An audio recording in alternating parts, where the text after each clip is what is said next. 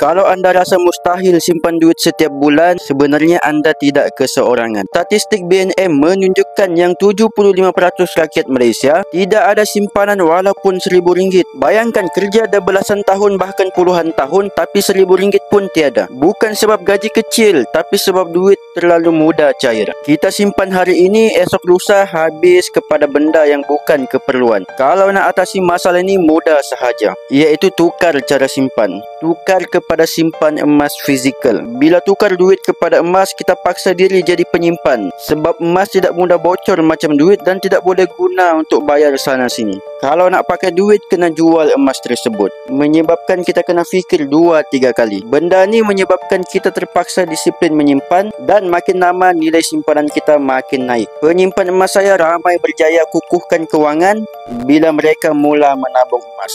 Kalau tuan-puan nak berjaya dalam simpanan, mulakan hari ini walaupun serendah RM100 di Public Gold. Boleh klik link di bio ataupun rujuk pin video yang saya sediakan. Saya bantu sebaiknya.